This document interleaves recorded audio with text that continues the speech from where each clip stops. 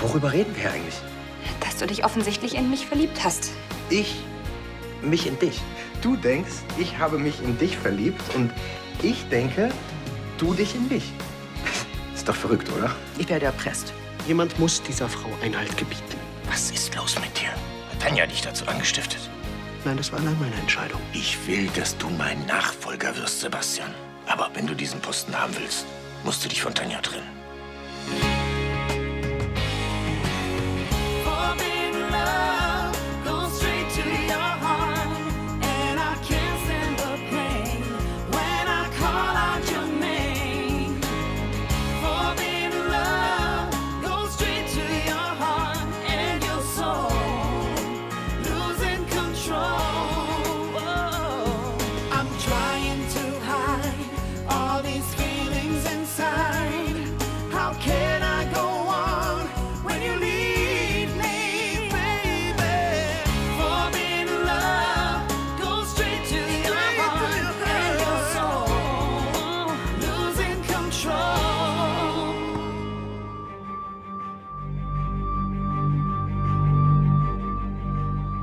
Ich fasse noch mal kurz zusammen. Kurz bevor du mich notariell zum Chef dieser Firma machen willst, da fällt dir ein, dass ich mich dafür noch schnell von meiner Frau trennen soll, ja? Sebastian, man wird mein Herz anhalten, mir die Schädeldecke aufsägen und ich werde klinisch tot sein. Und wenn man den Experten glauben darf, dann ist die Chance, dass ich wieder aufwache, ziemlich gering. Ich kann nicht in diese Ungewissheit gehen, ohne zu wissen, dass mein Nachfolger frei und selbstbestimmend seine Geschäfte führen kann. Und wieso glaubst du, dass ich das nicht kann? Nicht mit dieser Frau, Sebastian. Nicht mit dieser Frau.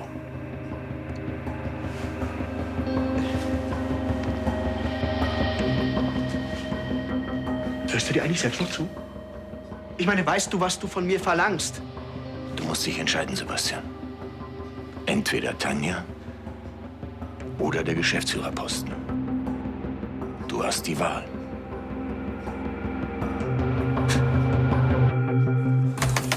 Ich hasse das Internet. Das Internet hasst mich. Das sind wenigstens geklärte Fronten. Probleme? Wieso? Weil du gerade meinen Laptop zerstörst. Ich habe mein Passwort von Click Your Love dort leck mich vergessen. Dein Passwort. Gut, dann eben Rickys Passwort. Mit dem du dich seit Wochen in seinen Account einloggst, um seine Dates zu verscheuchen. Ja, jetzt sag mir, wie verwerflich das Ganze ist, dass ich ein kranker Freak bin. Gib's mir, genau das brauche ich jetzt. Du bist ein kranker Freak. Ich dachte, ihr habt beschlossen, nur Freunde zu sein.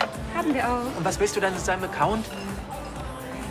Ich habe verdöselt, die Absagen an die Tussis aus seinem Briefkasten zu löschen. Ja. Es ist doch nur eine Frage der Zeit, dass er merkt, dass ich das war. Und dann denkt er, dass ich mich vielleicht doch in ihn verknallt habe. Oder was weiß ich, was er dann denkt. Dass du eine durchgeknallte Pappnase bist wahrscheinlich.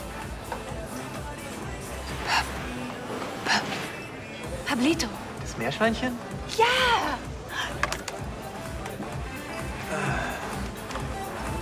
Und? Das verdammte Meerschweinchen funktioniert nicht mehr. Dann hat er das Passwort wahrscheinlich geändert, würde ich sagen. Oh no. Oh yes.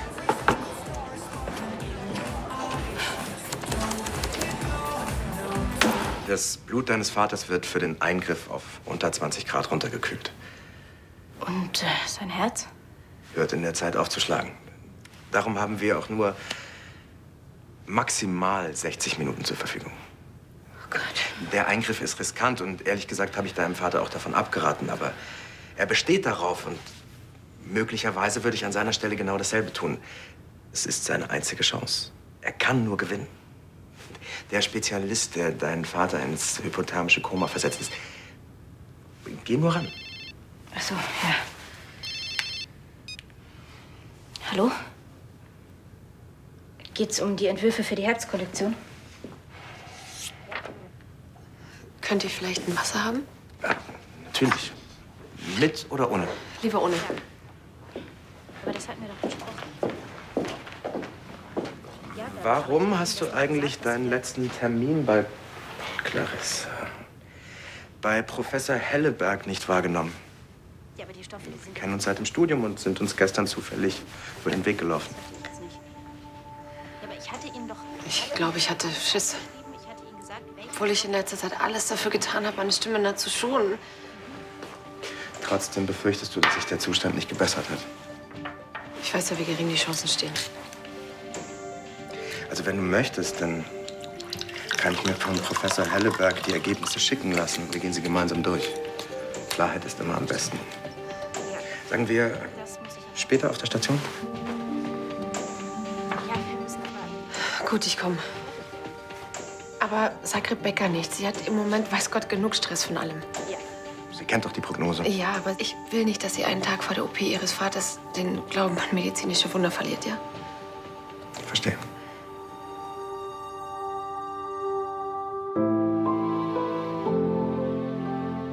Ich würde vorschlagen, du bringst jetzt erst einmal diese OP hinter dich. Ja? Sebastian, dass du Clarissa mit diesen Fotos erpresst hast, das war doch nicht deine Idee. Kannst du es einmal gut sein lassen? Was ist hier los? Mein eigener Vater stellt mir ein Ultimatum. Na, dunkle Wolken am Horizont? Dann können wir die Datei jetzt wohl abbestellen, hm?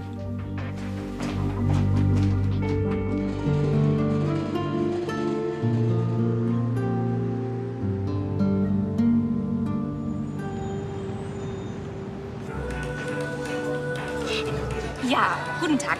Hier spricht das spanische Konsulat. Könnten Sie mir bitte Dr. Ricardo Mendez geben? Er ist im Krankenhaus, das heißt, er hat Spätschicht. Ja, verstehe. Das ist gar kein Problem. Ich melde mich einfach morgen noch mal, ja? Gut. Danke. Hasta la vista. Was soll das werden? Er ist im Krankenhaus. Ich kenne seine Schichtzeiten. Das heißt, er kommt nicht vor 11 Uhr zurück. Dann willst du endlich ein klärendes Gespräch mit ihm führen. Das finde ich ausnahmsweise gut. Was denn für ein klärendes Gespräch? Ich weiß einfach, wie groß mein Zeitfenster ist. Was ist denn für ein Zeitfenster? Ja, das Zeitfenster, durch das ich ihn durchkriechen kann, um seine Passwortliste zu finden. Du bist in seine Wohnung? Siehst du eine andere Möglichkeit? Das Einzige, was ich sehe, ist ein ziemliches Debakel. Nur die Harten kommen in den Garten.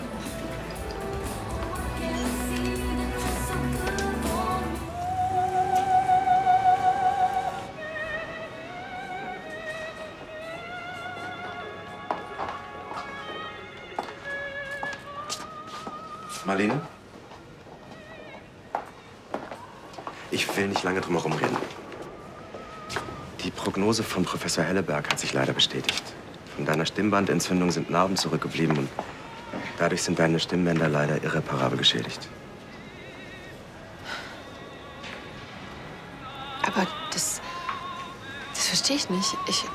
Ich meine, ich hab alles getan, um meine Stimme zu schonen. Weißt du, ich habe versucht, so wenig wie möglich zu sprechen. Ich habe literweise Salbeitee getrunken. Ich habe Tabletten gelutscht. Das Wunder ist leider ausgeblieben. Und wenn ich es doch mit einer OP versuche? Davon rät Professor Helleberg ausdrücklich ab. Warum? Das Risiko ist einfach zu hoch. Die normalen Funktionen deiner Stimme werden sich mit der Zeit von selbst wieder einstellen. Aber die Modulationsfähigkeit deiner Singstimme würde durch die erhöhte Spannung einer OP eher noch weiter eingeschränkt. Aber was heißt denn das? Deine Sprechstimme wird sich regenerieren, aber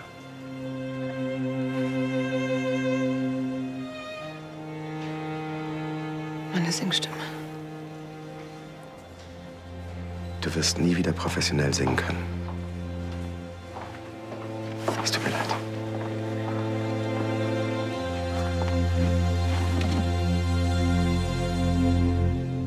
So, meine süße Maus. Wir machen uns ganz schick für Papas großen Tag, ja. Hey, Sebastian. Wir sind noch gar nicht so weit. Ihr könnt euch wieder umziehen. Was? Es gibt nichts zu feiern. Der Notartermin findet nicht statt. Aha. Wieso? Mein Vater stellt plötzlich Bedingungen. Er macht mich nur zu seinem Nachfolger, wenn ich mich vorher von dir scheiden lasse.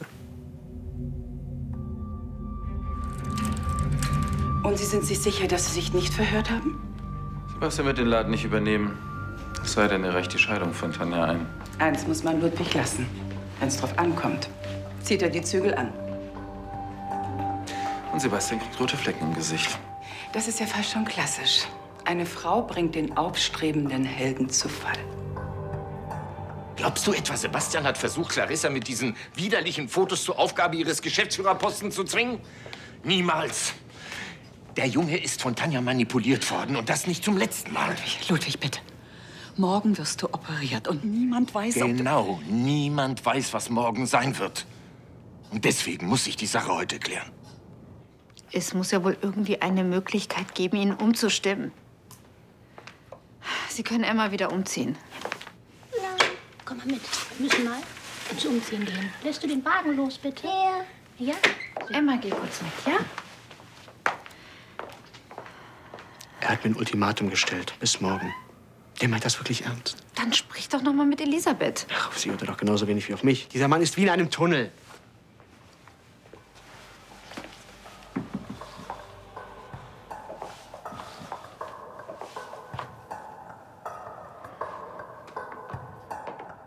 Was denkst du da gerade?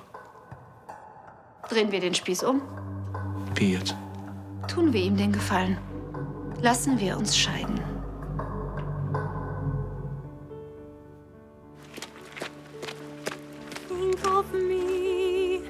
Think of me fondly when we've said goodbye. Remember me once in a while, please promise me you'll try. Then you'll find that once again you long to take your heart back and be free. If you ever find a moment, spare a thought for me.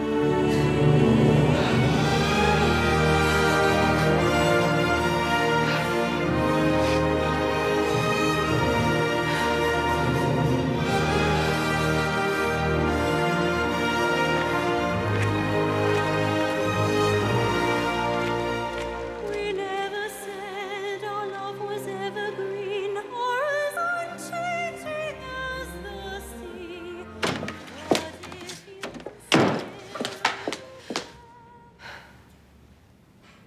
Hey. Hey.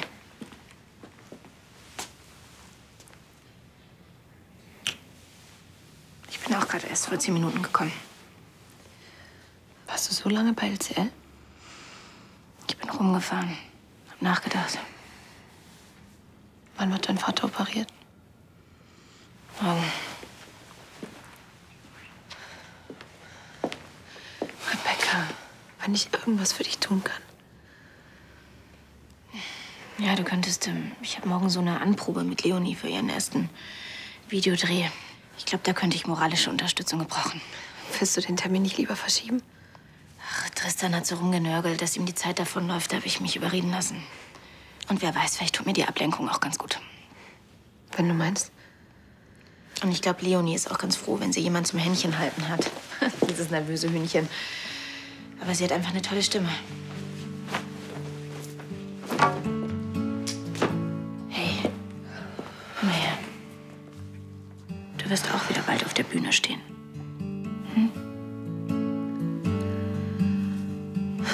Wegen morgen nicht. Ich helfe dir. Und was Leonie betrifft, wir machen auf jeden Fall einen Star aus ihr. Ob sie will oder nicht.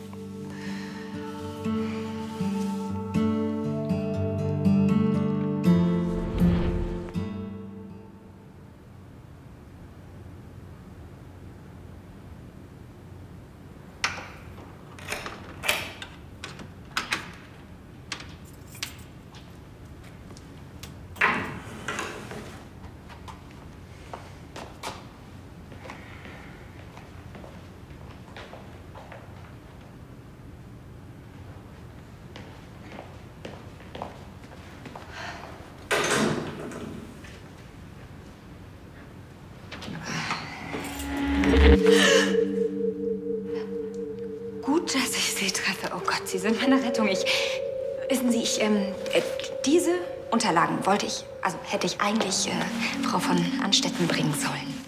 Sie ist noch im Büro. Ja, ich weiß, aber ich hätte sie eigentlich ins Penthouse oben auf den Nachttisch legen sollen. Und? Nee, ich habe meinen Schlüssel leider vergessen. Aber Sie haben doch ganz bestimmt den Code für den Aufzug, oder?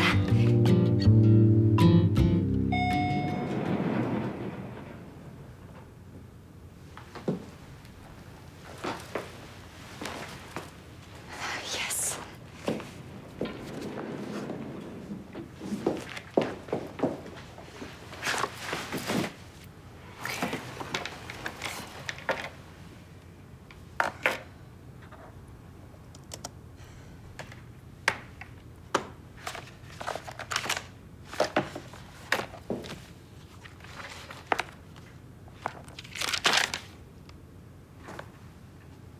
Senf, Schokolade, Makrelen?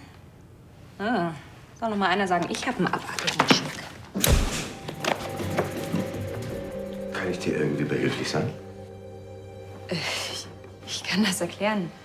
Da bin ich aber gespannt. Du willst mir gerade also ernsthaft einreden, ich soll mich zum Schein von dir trennen aus Mitleid mit meinem Vater? Oder aus Respekt vor seinem letzten Willen? Ja, du hast die Möglichkeit, ihm diese Angst zu nehmen mit einer klitzekleinen Scheinscheidung. Du bist verrückt. Nein, ich bin nicht verrückt, aber ich sehe nicht nur alles schwarz oder weiß. Oh, das tut mir leid, Tanja. Aber die Wirklichkeit ist auch nicht so farbenfroh wie deine Fantasie. Zumal dein Vorschlag beinhaltet, dass ich meinen Vater, der zufällig im Sterben liegt, anlüge. Er zwingt dich dazu. Gut, komm, pass auf, wir spielen das durch. Wie soll das aussehen? Soll ich beim nächsten Frühstück erzählen, wir haben uns nachts auseinandergelebt? Das ist doch ein schlechter Witz, nur dass keiner lachen wird. Bist du fertig oder willst du vielleicht auch noch den Rosenkranz beten? Herrgott, Sebastian, diese Komödie würde keine 24 Stunden dauern. Ist es so viel verlangt? Wenn wir es nicht tun, wird Ansgar die Lücke zu nutzen wissen. Welche Lücke denn überhaupt? Hast du schon einmal in Betracht gezogen, dass mein Vater diese OP auch überleben könnte? Und was machen wir dann? Was machen wir danach? Kämpfen wir dann noch zum Schein um das Sorgerecht für Emma? Dein Vater lässt diesen Eingriff gegen den Rat der Ärzte durchführen. Insgeheim weiß er, dass es nicht funktionieren wird. Und wenn du ehrlich bist, dann weißt du das auch. Diese OP ist eine Art Sterbehilfe, Sebastian. Du kotzt mich an.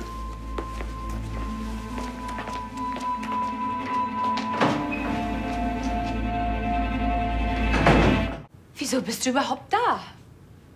Ich wohne hier? Ja, aber ich dachte, du hast Spätschicht. Ich habe morgen eine der komplexesten OPs meines Lebens. Entschuldige bitte, dass ich deswegen früher nach Hause gegangen bin, um dich hier zu überraschen. Ich hab's versemmelt, ne? Ich könnte mir den Hintern beißen. Ich bin doch eigentlich nur hier, weil ich meine Spuren verwischen wollte. Weil ich nicht wollte, dass du denkst, dass ich ein Freak bin. Weil ich diese komischen Mails geschrieben habe und das hättest du gedacht, wenn du es gefunden...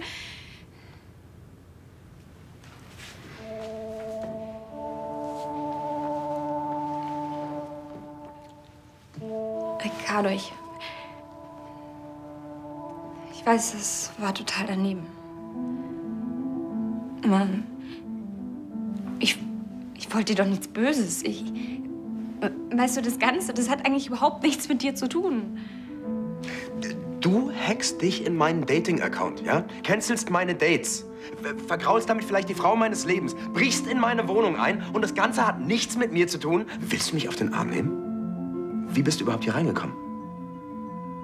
Okay, mit der Security werde ich auch noch ein ernstes Wörtchen reden. Was kommt als nächstes, Jessie? Kontrollierst du meine Post? Tappst du die Telefonleitung an, ja?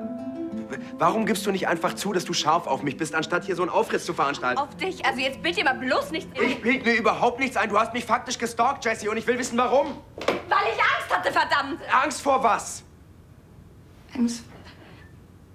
Angst vom Alleinsein. Ich wollte einfach, dass jemand bei mir ist.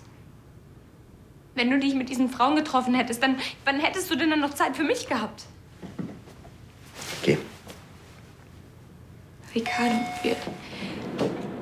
Geh einfach. Verschwinde.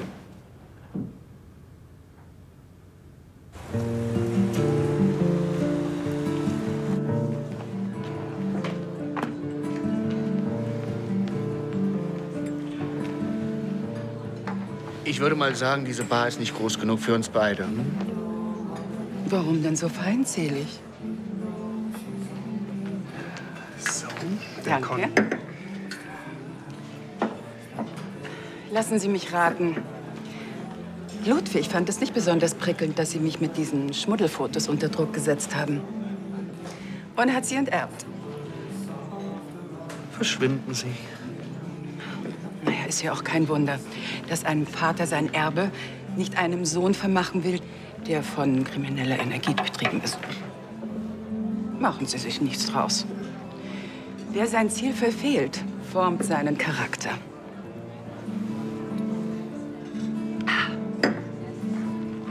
Das wird schon noch.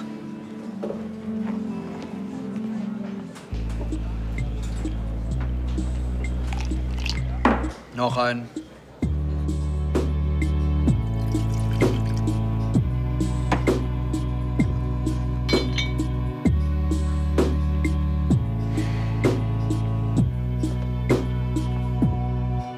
Well, you don't fit in, thank God. But you don't know what you got. So you try to be like them, but you're not. And you're almost dead. You're almost dead. You're almost dead. And I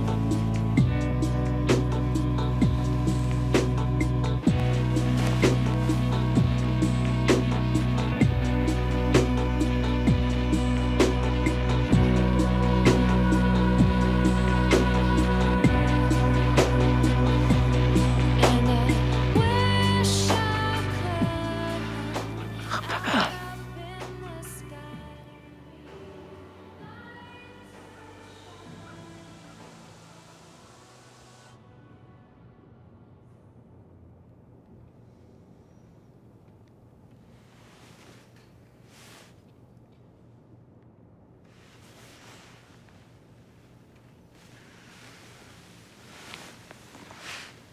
Warum bist du nur nach Hause gekommen? Spät. Sehr spät.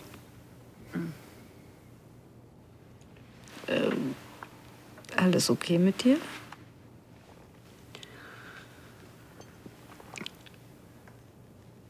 Mein Vater geht in einen Kampf auf Leben und Tod und ich würde es mir niemals verzeihen,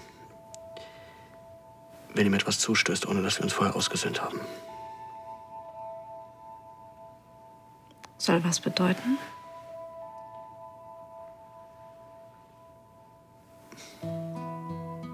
Ich habe dich lange angesehen. Du und Emma, ich liebe euch. Ihr seid meine Familie. Ihr seid das Zentrum meines Lebens, von allem, was ich tue. Das ist schön. Trotzdem würde ich ganz gern wissen, wie du dich entschieden hast.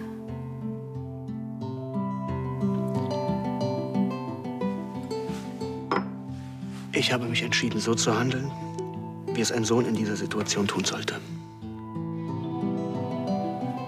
Und das heißt?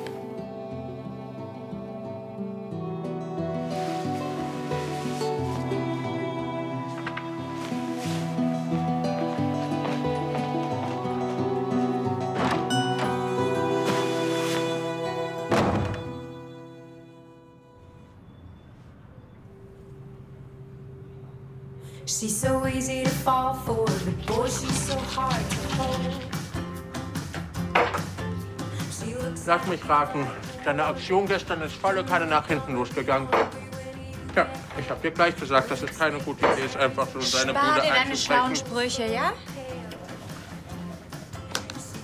Die Wohnung war dunkel und ich dachte, er ist nicht da. Und als ich gerade mitten am Suchen war, bam, steht er auf einmal vor mir.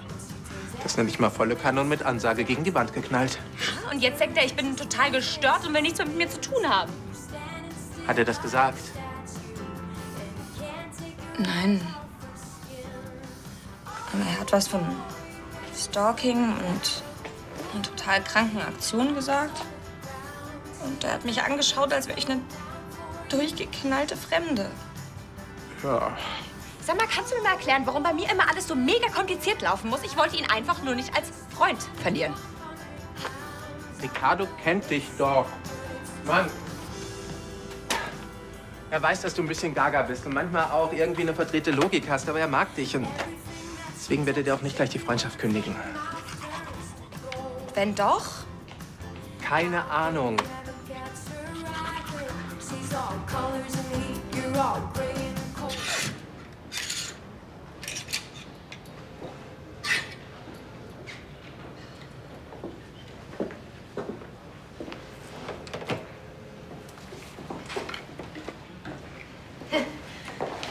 Kaffee. Danke. So. Und jetzt gib mir was Richtiges zu tun. Dafür bin ich ja schließlich mitgekommen. Ja, das Kaffee kochen. Tja. Dein Vater? Ja, müsste ich jetzt bald auf den Weg machen ins Krankenhaus. Hey, wir können die Kostümprobe immer noch verschieben. Auf keinen Fall. Oder Leonie und ich, wir treffen einfach schon mal eine Vorauswahl und du hast dann noch das letzte Wort. Das ist lieb von dir, aber ich muss irgendwas mit meinen Händen machen, weißt du? Ich bin froh, wenn ich was zu tun habe, dann bin ich abgelenkt. Morgen. Hey, morgen, Leo. Morgen. Na, bereit?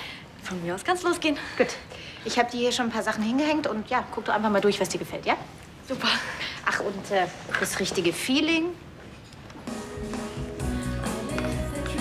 Ich finde, sie hat nicht nur eine tolle Stimme, sondern auch eine richtig gute Ausstrahlung, oder? Hey, was ist los? Ich habe nicht so gut geschlafen, das ist alles. Entschuldige mich.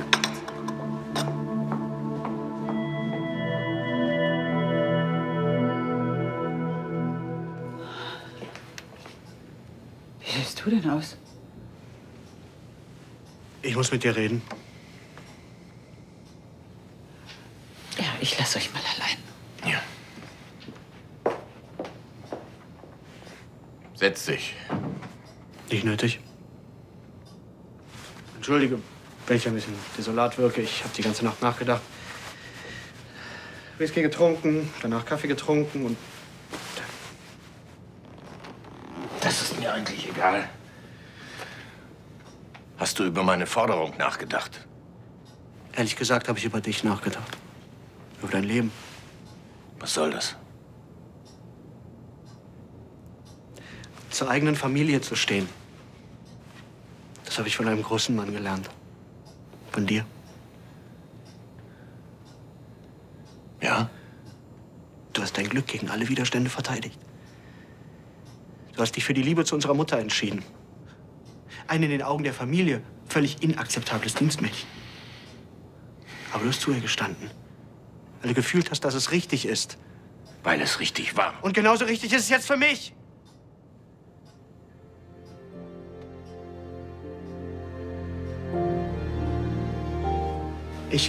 Ich kann es doch gut verstehen.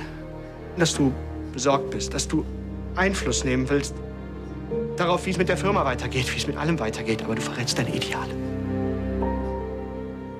Nein, Sebastian. Ich verteidige meine Ideale.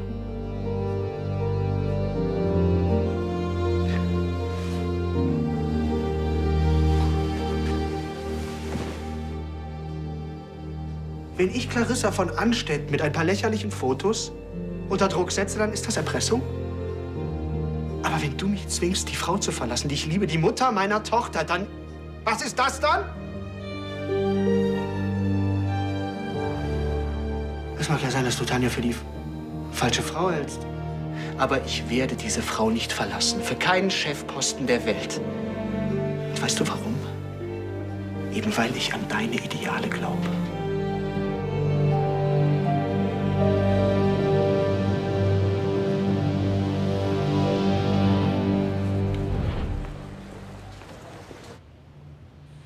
Marlene? Hey. Du, Leonie, vermisst uns bestimmt schon. Du gehst hier nicht raus, bevor ich nicht weiß, was los ist.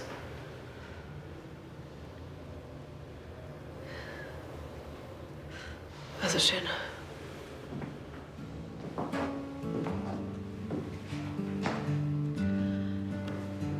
Ich war gestern Abend noch im Krankenhaus. Ricardo hat mir mein Untersuchungsergebnis erklärt.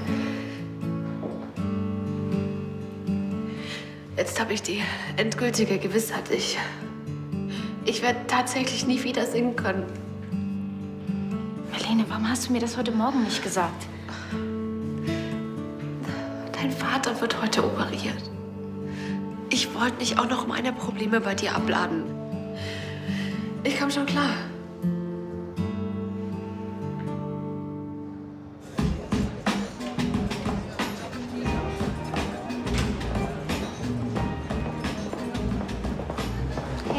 Hey, musst du nicht arbeiten heute? Ich kann ruhig mal auf mich warten. Wenn du dir das leisten kannst.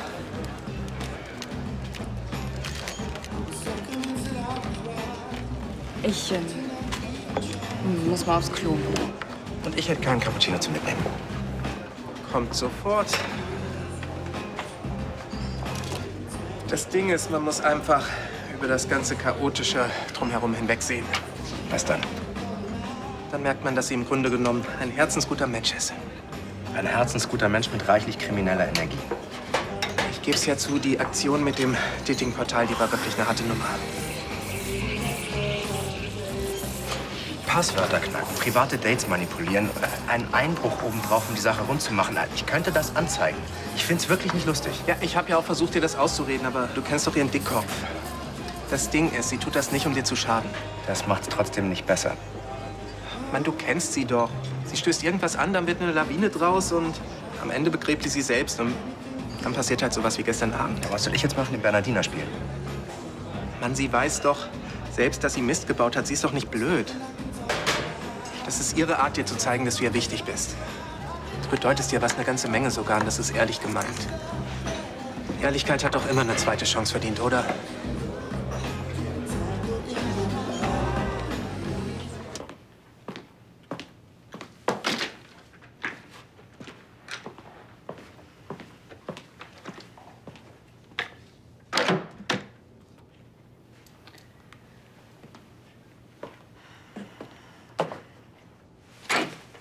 Und? Was und? Ach, Sebastian. Ich habe gesagt, was ich zu sagen hatte. Und das hat sich richtig an. Dann konntest du ihn umstimmen? Keine Ahnung.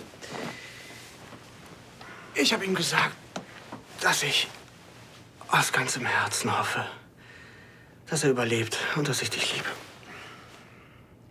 Das ist wirklich sehr romantisch. Was bedeutet das genau? Das wird man sehen.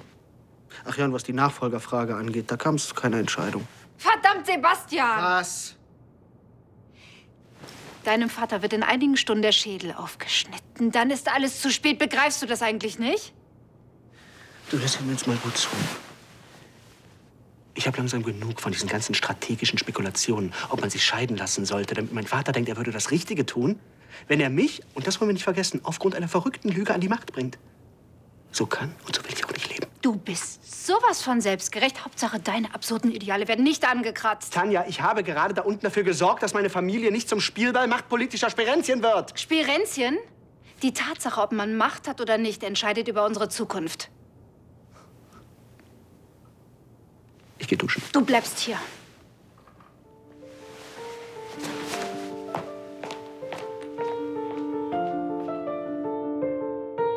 Der Konflikt mit Sebastian macht dir zu schaffen, nicht wahr? Ja. Er hat gute Gründe, sich mir zu widersetzen. Heißt das, du lenkst ein? Überträgst ihn die Geschäftsführung ohne Bedingung? Ich liebe Sebastian. Aber mit dieser Frau an seiner Seite ist er nicht in der Lage, Lahnstein Enterprises in die Zukunft zu führen. Aber das heißt, deine Nachfolge ist nicht geregelt. Das heißt es wohl.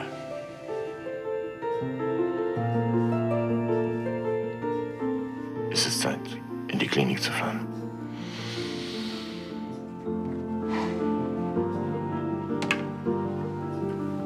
Elisabeth. Ja. Auf eine seltsame Weise bin ich sehr glücklich. Weil es dich gibt.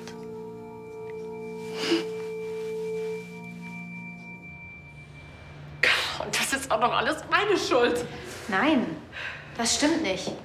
Du warst auf einem guten Weg. Schuld hat Tristan. Der Qualm beim Gestütsbrand, der hat deine Stimmbänder angegriffen. Sonst wäre doch alles wieder in Ordnung. Nein, ich hätte doch niemals auftreten dürfen gegen den ausdrücklichen ärztlichen Rat. Das ist meine Schuld. Aline, bitte versprich mir, dass du beim nächsten Mal sofort zu mir kommst, ja? Ich hätte es ja getan. Aline, ich denke, dass ich selbst entscheiden kann, ob ich eine zusätzliche Belastung ertrage oder nicht. Aline, ich liebe dich. Und ich bin immer für dich da, egal was passiert. Komm her.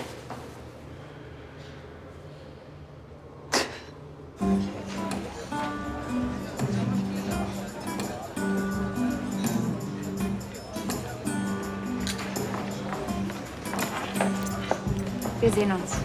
Ciao. Jessie.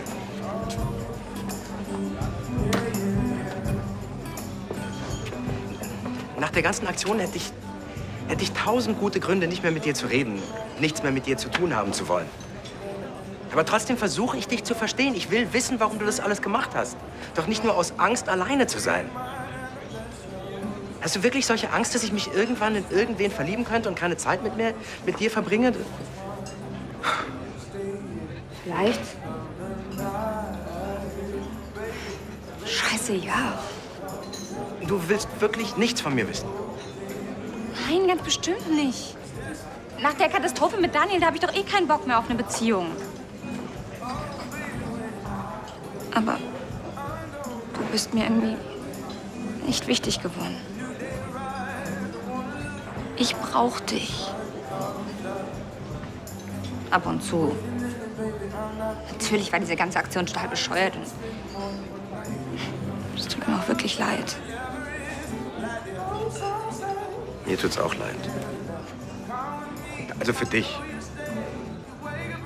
Vorschlag, wenn wir in 5 Jahren immer noch allein sind, dann ziehen wir zusammen und lassen es richtig krachen. Und jeden Abend massiere ich dir die Füße. Deal? Deal.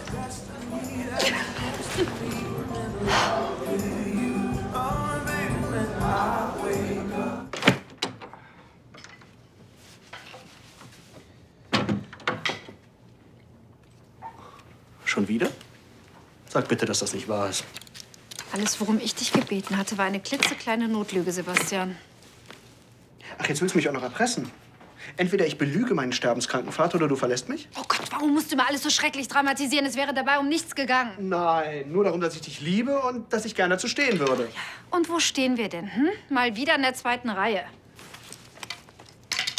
Komisch, andere Frauen freuen sich immer darüber, wenn ihre Männer ihnen gegenüber loyal sind. Du sollst nicht loyal sein. Du sollst endlich Chef sein, verdammt nochmal. Würdest du mir vielleicht mal helfen?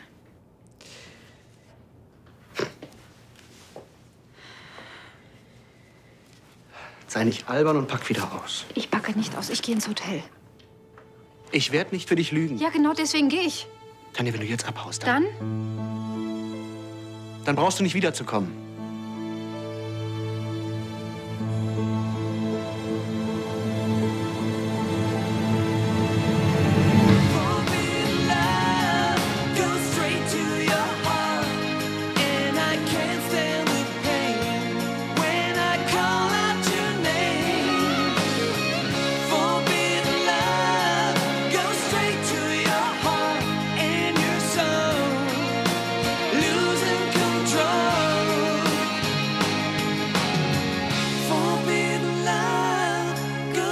To your heart.